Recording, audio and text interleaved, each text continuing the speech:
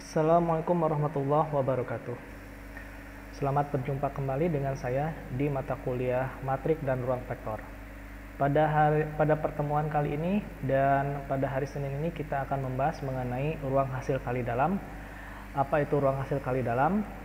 Mungkin beberapa di antara kalian masih asing mengenai istilah ruang hasil kali dalam.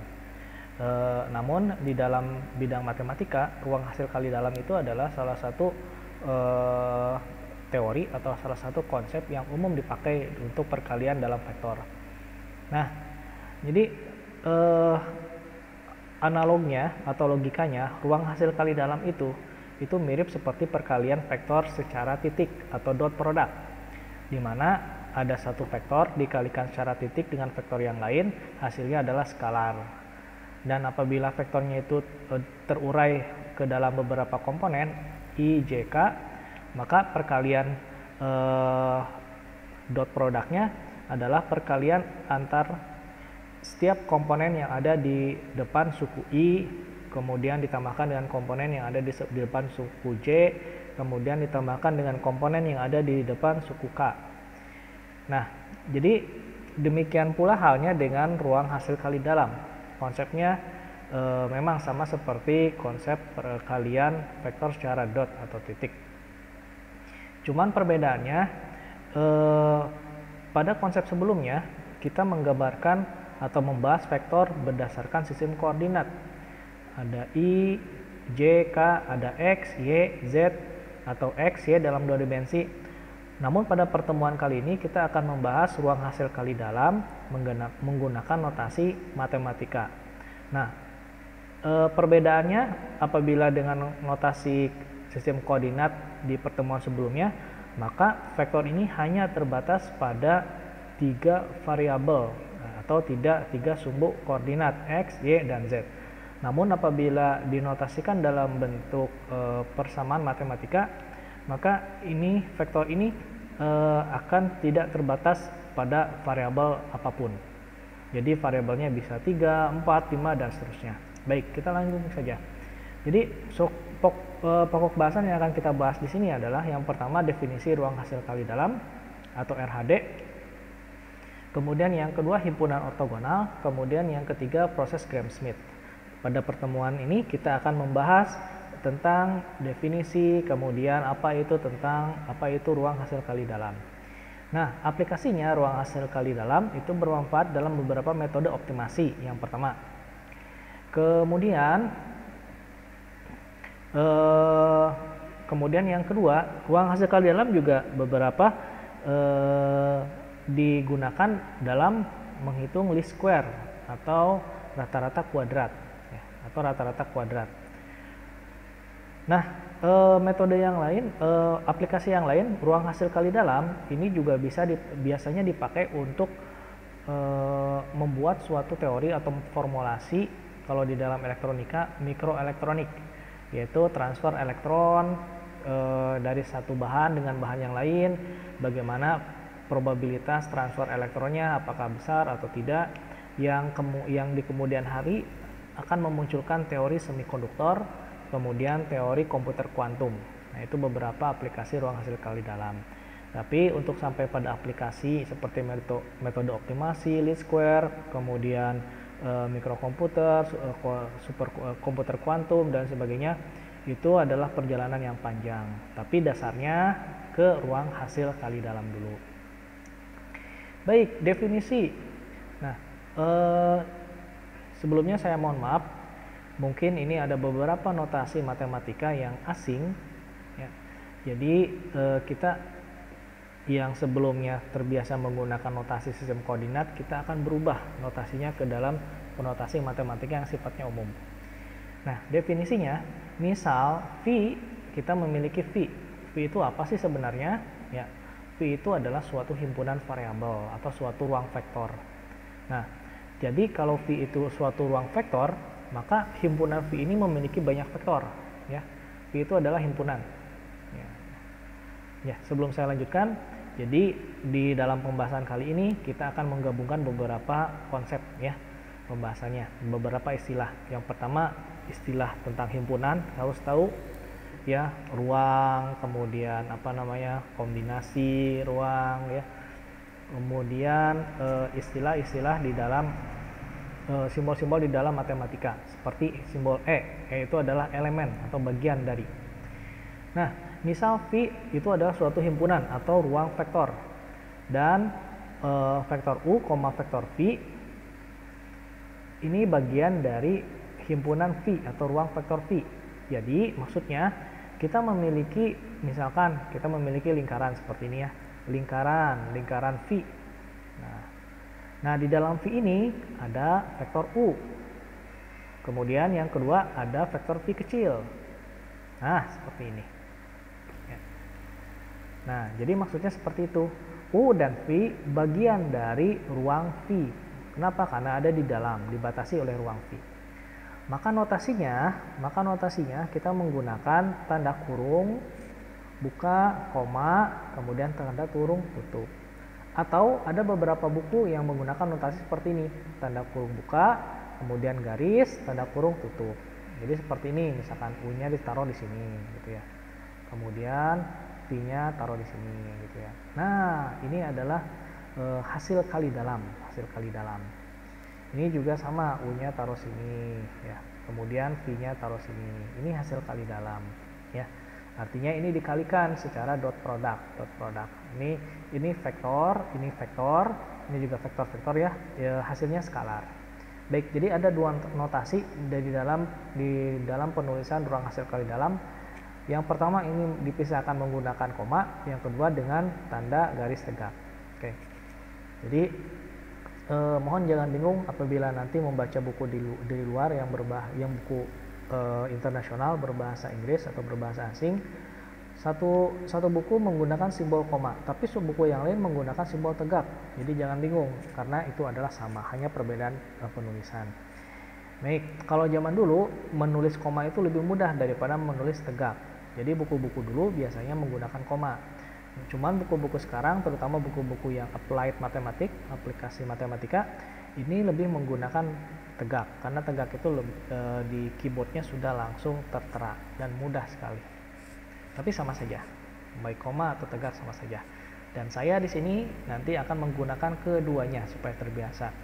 Terkadang saya menggunakan di konsep-konsep menggunakan koma, ya. Terkadang saya menggunakan tegak mungkin di contoh-contoh soal. Baik. Nah, definisinya ini disebut ruang hasil kali dalam jika memenuhi keempat aksioma atau keempat sifat seperti ini. Yang pertama, apabila U dikalikan dengan V, ini sama dengan V kalikan U, simetris, ya. Ini disebut ruang hasil kali dalam. Ini simetris. Kemudian yang berikutnya, yang kedua, apabila U ditambah dengan V, ya, dikalikan dengan W, ya, di mana W ini merupakan bagian dari ruang vektor V juga, maka ini hasilnya akan sama dengan U kalikan W ditambah V kalikan W, ya. Jadi sifatnya itu aditivitas atau di perkalian vektor biasanya disebut distributif, ya. Jadi ini kali ini ditambah ini kali ini, gitu ya.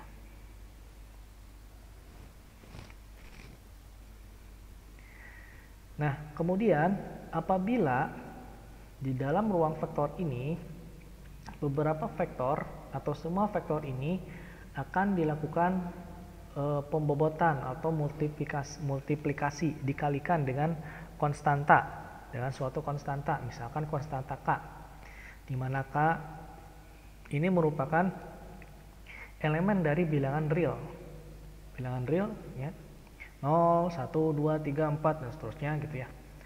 Maka akan berlaku seperti ini, K dikalikan dengan U, ya, dikalikan dengan V dalam ruang hasil kali dalam, ini akan sama dengan U dikalikan K kalikan V. Ini akan sama dengan K dikalikan U kalikan V. Maka apabila berlaku sifat seperti ini, maka ini disebut sebagai homogenitas.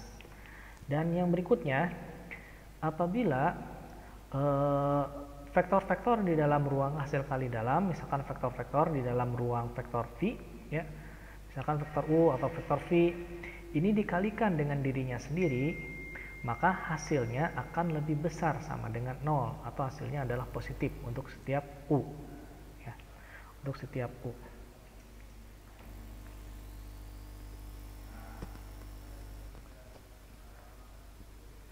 Oke. Nah, apabila sama dengan 0 apa yang terjadi? Nah, apabila 0 ya, U dikalikan U sama dengan 0 jika dan hanya jika vektor U-nya sama dengan 0, gitu ya.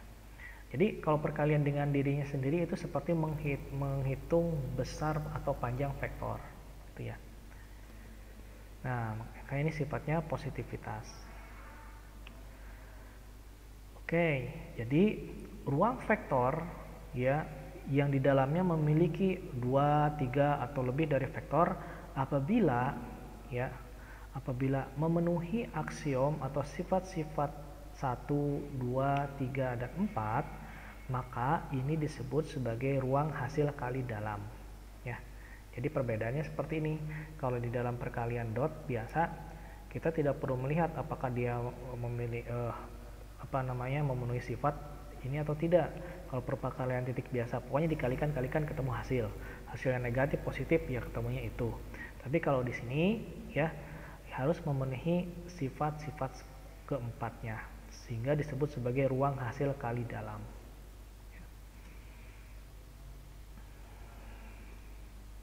Baik, panjang vektor atau norm ya, panjang vektor. Nah, panjang vektor atau norm sini rumusnya itu sama seperti rumus menghitung besar vektor dalam konsep vektor sebelumnya. Jadi rumusnya itu kan kalau kita misalkan memiliki vektor vektor R ya sama dengan 2i plus 3j misalkan. Maka besar vektor ini akan sama dengan akar dari apa? Ya, akar dari vektor R dikalikan secara titik dengan vektor R lagi. Ya. Ini akan sama dengan akar 2 kali 2 atau 2 kuadrat ya. 2 kuadrat ditambah 3 kuadrat. Ya. Nah, notasi ini sama dengan seperti ini kalau kita tulis ke dalam bentuk himpunan dan bentuk matematisnya. Jadi seperti ini, R kalikan dengan R lagi. Nah, seperti ini ya. Jadi seperti ini. U dikalikan dengan U lagi. Kemudian pangkat setengah. Pangkat setengah itu adalah akar gitu ya. Ini adalah pangkat setengah. Nah, jadi panjang suatu vektor rumusnya seperti ini. Kemudian sudut. Apabila ada dua vektor ya membentuk sudut satu sama lain, maka untuk menghitung sudutnya dalam ruang hasil kali dalam kita tetap menggunakan konsep perkalian titik, yaitu kosinus alfa. Yaitu alfa itu adalah sudut yang membentuk antara vektor U dan vektor V dibagi dengan besar vektor U dikalikan besar vektor V. Contoh 1,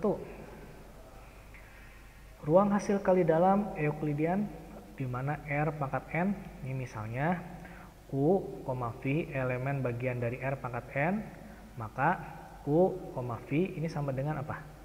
Nah, jadi contohnya itu apabila kita memiliki dua vektor U dan vektor V, yang mana vektor ini merupakan elemen bagian dari himpunan bilangan real. Ya, jadi tidak ada imajiner, real semua. Dan pangkatnya itu N. Jadi banyak sekali sukunya. Maka kalau dikalikan dengan hasil kali dalam seperti ini ya, hasil kali dalam seperti ini akan sama dengan U1 V1 ditambah U2 V2 ditambah dan seterusnya UN Vn. Ya. Nah, maka besar dari U ini sama dengan ya pakai rumus ini ya.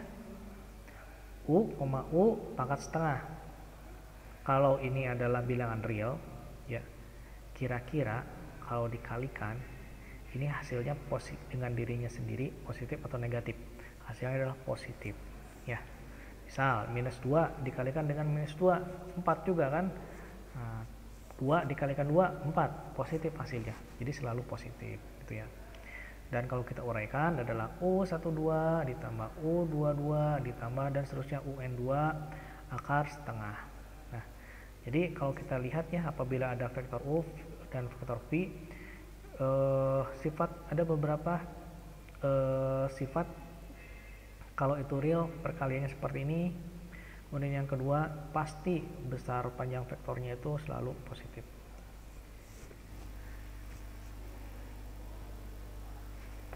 Baik, selanjutnya contoh 2.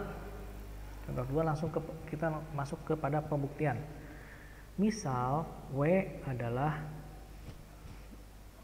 irisan atau bagian dari R bilangan real pangkat 3. Ya. W bagian dari real pangkat 3. Artinya pangkat 3 apa? Artinya pangkat 3. Bahwa bilangan real ini, ya, bilangan real ini hanya dibatasi oleh 3 variabel. Ini dibatasi oleh 3 variabel.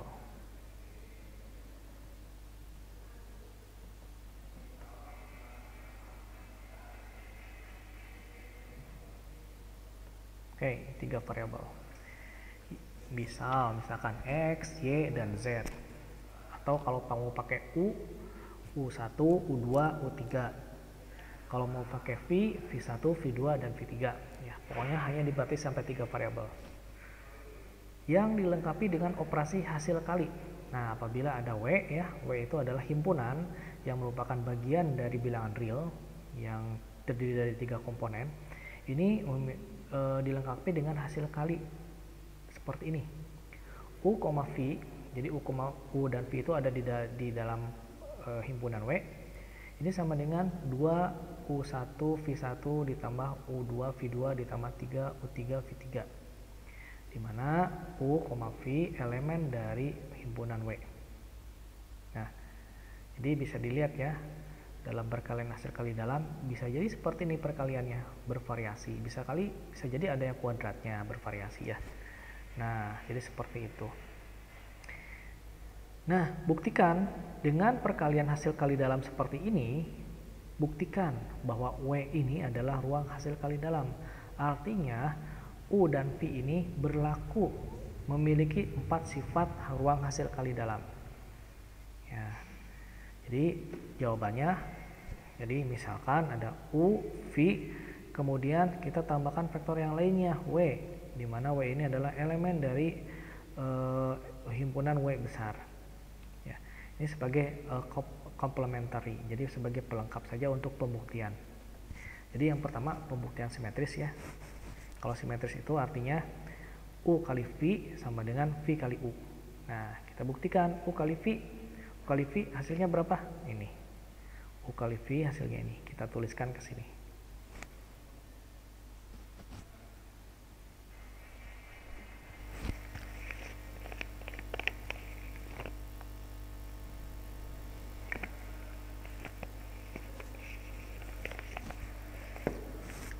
Nah, apa yang terjadi apabila kita balik?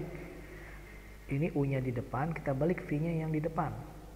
V kali U, ini V kali U, V kali U. Kalau V-nya di depan berarti kan perkaliannya V dulu ya. Berarti V dulu dikalikan dengan U dulu. Nah, dari dua simbol ini kira-kira sama atau tidak? Sama kan? Sama. Nah, kalau sama berarti simetris. Artinya apabila U dikalikan V, ini akan sama dengan V kalikan U. Ini terbukti simetris. Yang kedua, kita harus melihat sifat aditivitas. Ya. Sifat aditivitas itu seperti ini. Kita tambahkan vektor yang lain, misalkan vektor W.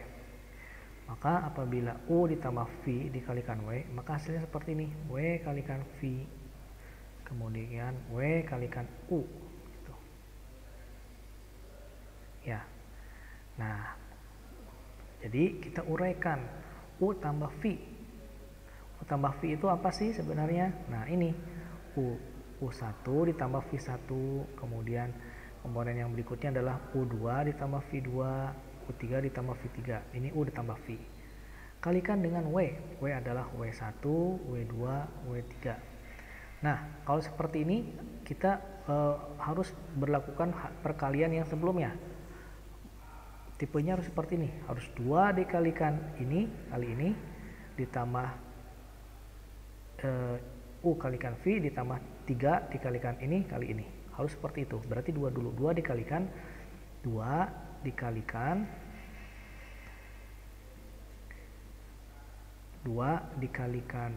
U plus V. U plus V mana? Ini. Ya. 2 dikalikan U plus V. Kemudian dikalikan W. W ini ya. Itu. Jadi lihat ya. U1 V1. Maka ini maksudnya nilai yang pertama. Maka U1 plus V1 dikalikan W1. Ikuti yang pola perkalian sebelumnya dari pertanyaan soal. Kemudian U2 V2 W2. Ini ya. Ini 2-nya 2 dan tanpa ada koefisien kali yang lain. Kalau yang 3 ada dikalikan 3. Oke, jadi yang 3 ini 3 U3 V3. Dan seterusnya kita uraikan semuanya. Uraikan satu persatu. Ini kali ini, kemudian dikalikan 3. Ini kali ini, kemudian ini kali ini juga sama, ini kali ini, kemudian ini kali ini, kalikan 2 gitu ya. Diuraikan semua ketemu ini. Ya. Ketemu ini. Lalu untuk melihat sifat aditivitas atau distributif, kita lihat U kalikan W, ini kan ya, ditambah V kalikan W. Maka kita harus gabungkan dulu U dan W. Komponen U dan W digabungkan, jadikan satu.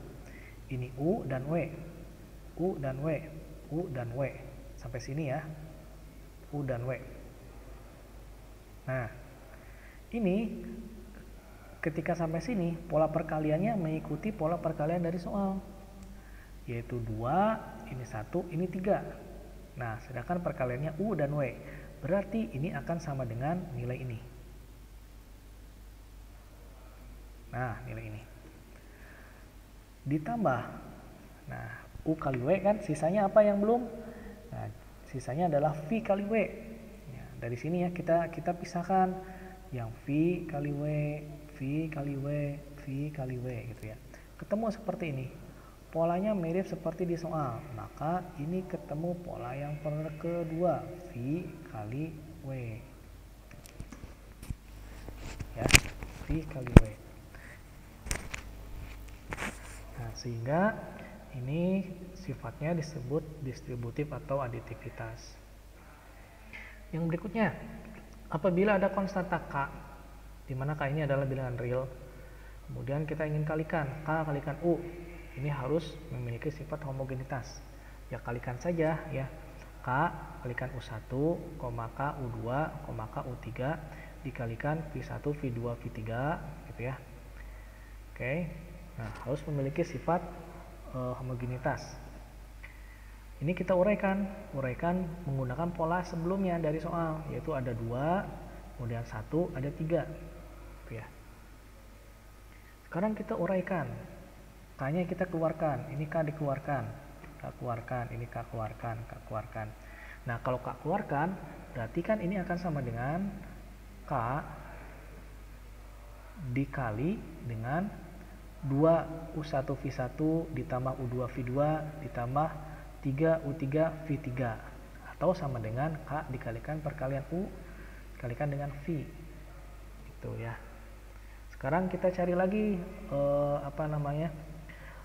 kombinasi yang lain, yaitu misalkan K-nya ini harus ada di depan V. Jadi K-nya ditaruh di depan V, ini juga di depan V, ini juga di depan V. Hasilnya akan menjadi ini. Ya. Akan memenuhi sifat homogenitas. 1, 2, 3 terpenuhi. Yang terakhir, apabila vektor-vektor baik itu vektor U maupun vektor V gitu ya, dikalikan dengan dirinya sendiri, maka harus lebih besar atau sama dengan 0. Nah, kalau dikalikan dengan dirinya sendiri, misalkan U dikalikan U ya, dengan menggunakan pola perkalian ruang hasil kali dalam dari soal, yaitu 2 dikalikan U1 ditambah U2 ditambah 3 U3 hasilnya adalah ini. Nah, ini ada kuadrat.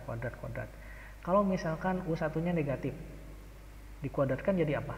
Positif. U2-nya negatif, dikuadratkan jadi positif. U3-nya negatif, dikuadratkan jadi positif. Maka ini pasti hasilnya adalah positif. Berarti yang ini pasti lebih besar atau sama dengan 0. 0 apabila nilai U1, U2, U3 0. Ya. Jadi berdasarkan keempat sifat tadi, maka itu merupakan ruang hasil kali dalam.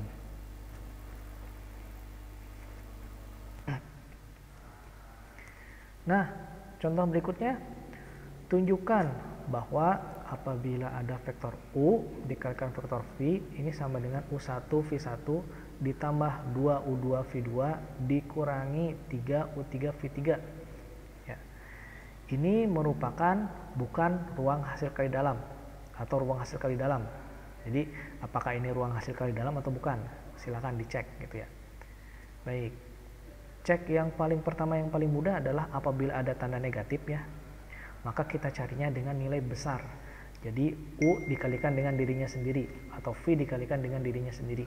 Nah, contohnya U dikalikan dengan dirinya sendiri, maka ini akan menghasilkan 2 ya, U dikalikan U.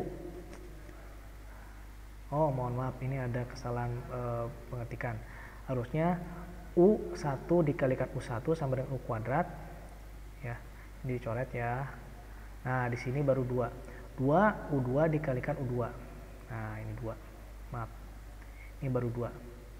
Dikurangi 3 U3 kalikan 3. Nah, ini ada negatif, Nah, apakah ini bisa menjadi positif? Bisa. Ini bisa positif ya. Jadi ada 2 peluang. Hasil dari perkalian ini ada 2 peluang. Yang pertama positif ya. Jika apa? Positif jika minus 3 U3 kuadrat ini lebih kecil dari U1 kuadrat ditambah 2 U2 kuadrat. Nah, lebih kecil. Lalu hasilnya apakah bisa negatif? Bisa negatif jika minus 3 U3 kuadrat ini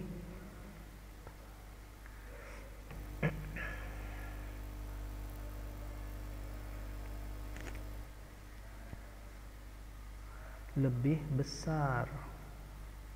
Oh, maaf. Ya, lebih besar. Jadi secara nominalnya lebih besar minusnya. Ya. Jadi maaf, ini saya ganti ini. Ya, benar. Dari U1 kuadrat ditambah 2 U2 kuadrat. Ya, ini lebih besar. Jadi hasilnya bisa negatif. Kalau negatifnya itu lebih besar, dari komponen ininya lebih besar. Ya. Jadi misalkan ini misalkan minus 100 gitu ya. Ya, komponen minusnya lebih besar. Tapi yang ininya ternyata 10. Ya. 10 dikurangi 100 minus 90 ya. Itu negatif hasilnya. Nah, jadi dari satu sifat aja ini tidak memenuhi sifat positivitas. Maka karena ada satu sifat yang tidak memenuhi syarat, maka ini bukan termasuk ruang hasil kali dalam gitu ya. Jadi ada 2 kemungkinan. Kalau bagian ininya negatifnya itu lebih kecil dibandingkan dengan bilangan sisi positifnya, maka ini hasilnya positif. Kalau bagian sisi negatifnya ini lebih besar dibandingkan dengan sisi positifnya ini, maka ini hasilnya negatif gitu ya. Oke. Baik. Kita lanjutkan ke himpunan ortonormal. Ya. Jadi apa itu himpunan ortonormal? Himpunan ortonormal itu adalah suatu himpunan vektor pada ruang hasil kali dalam dinamakan himpunan ortogonal.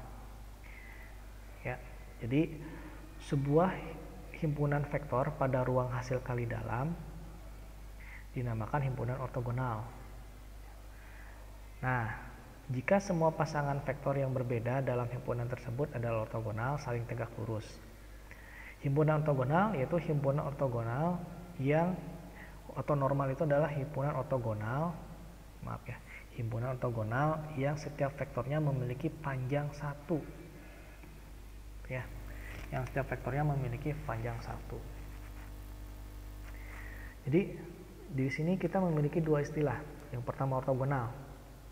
Ortogonal itu sifatnya apa? Ya. Pasangan vektor ini saling tegak lurus, ortogonal. Kalau tegak lurus, maka alfa atau tetanya sudutnya berapa? Kalau tegak lurus.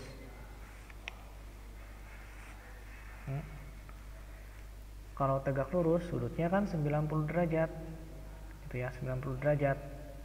Maka hasil kali kedua vektor nilainya berapa? Ya, ruang hasil kali dalamnya, hasil kali kedua vektor ini akan sama dengan berapa? 0. Karena tetanya 90 derajat. Kenapa bisa 0? Karena dalam ruang hasil kali dalam tetap kita memberlakukan aturan perkalian titik, yaitu komponen I dengan komponen I dikalikan komponen I, J komponen J, atau dengan menggunakan sudut. Jadi dalam ruang hasil kali dalam seperti ini ya. Contoh, misalkan U dikalikan dengan V. Ini ternyata ortogonal, saling tegak lurus, maka akan sama dengan ya besar U dikalikan V kalikan kosinus 90.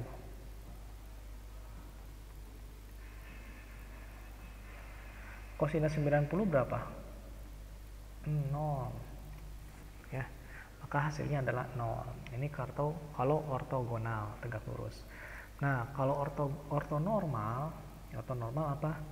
Yaitu himpunan ortogonal yang memiliki panjang normnya 1. Contohnya apa? Contohnya adalah sistem koordinat. Nah, seperti ini. Ini X, ini Y. Nah, arah sumbu X itu ada vektor satuan namanya I. Nah, arah sumbu Y ada vektor satuan namanya J. Nah, vektor satuan ini apakah vektor? Vektor. Lalu sudutnya satu sama lain saling tegak lurus. Ya. Kalau saling tegak lurus disebut ortogonal. Kemudian nilainya berapa? Karena ini adalah vektor satuan, maka nilainya 1. Maka ini disebut sebagai himpunan ortonormal, gitu ya. Oke. Baik, itu secara kalau kita gambarkan secara spesifik menggunakan sistem koordinat. Nah, baik, kita masuk ke dalam rumus matematis. Misal T sama dengan C1, C2 sampai dengan Cn pada ruang hasil kali dalam. T dikatakan himpunan vektor ortogonal jika ya CI, CJ ini lebih apabila vektor CI, CJ dikalikan satu sama lain sama dengan 0. Untuk setiap I tidak sama dengan J. Kenapa 0? Karena tegak lurus, kosinus 90-nya 0 ya. Sedangkan T dikatakan himpunan vektor ortonormal jika ya syarat yang pertama ini berlaku, dikalikan itu adalah 0, yang kedua besarnya adalah 1. Tuh. Ya. Jadi misalnya ini disebut ortogonal apabila C1 gitu ya, vektor C1 dikalikan dengan vektor C2. Ini sama dengan 0. Ini ortonormal apabila ya C1 besarnya sama dengan C2 sama dengan 1 gitu ya. Jadi yang ini, ikuti yang ini. Nah.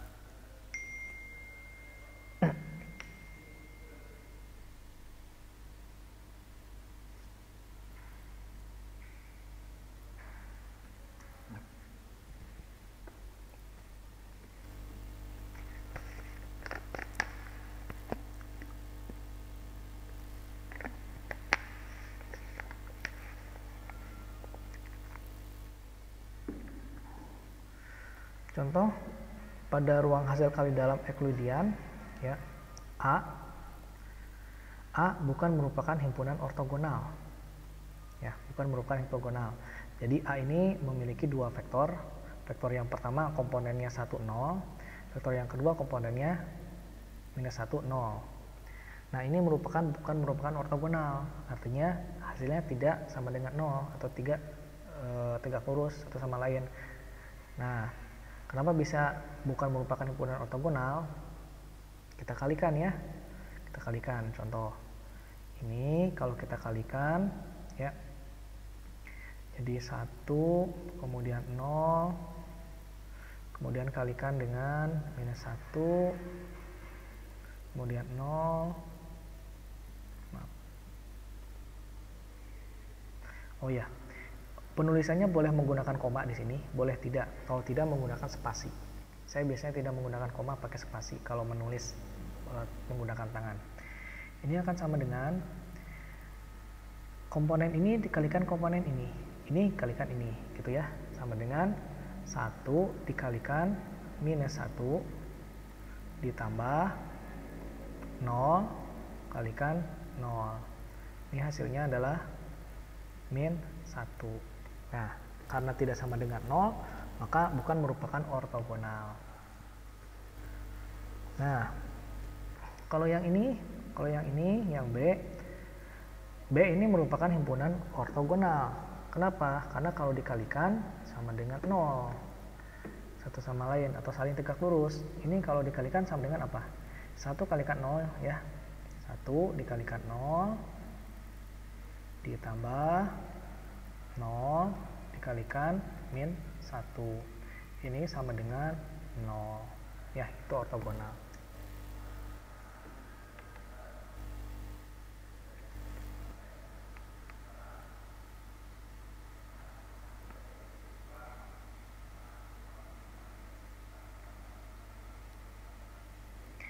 Baik, ini adalah contoh yang lainnya. Ini tidak usah saya bahas karena konsepnya sama seperti konsep sebelumnya. Intinya kalau ini merupakan himpunan ortonormal, maka perkalian vektor V-nya dengan vektor V yang lain harus sama dengan 0 dan besarnya ini sama dengan 1 ya, besarnya 1. Ya. Nah, untuk VI. Ini juga sama untuk VJ ya. VJ juga sama dengan 1. VJ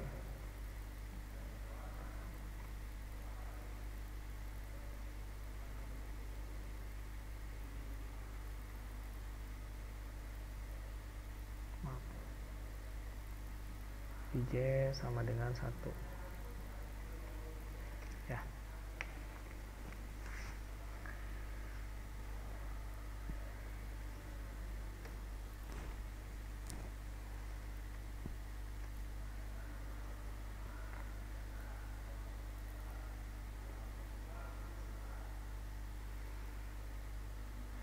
Baik, kombinasi linear yang berikutnya, kombinasi linear. Jadi kombinasi linear ini, kita definisikan seperti ini ya. Apabila untuk setiap i berlaku u dikalikan dengan vektor vi, ini sama dengan ki ya. Sehingga kombinasi linearnya untuk vektor u ya, U sama dengan K1 kalikan V1 kalikan ditambah K2 kalikan V2 vektor dan seterusnya sampai dengan Kn kalikan Vn vektor. Maka kombinasi linearnya ya, apabila ini kita ingin mencari kombinasi linear dari U menggunakan rumus ini berdasarkan dari perkalian ini ya, itu.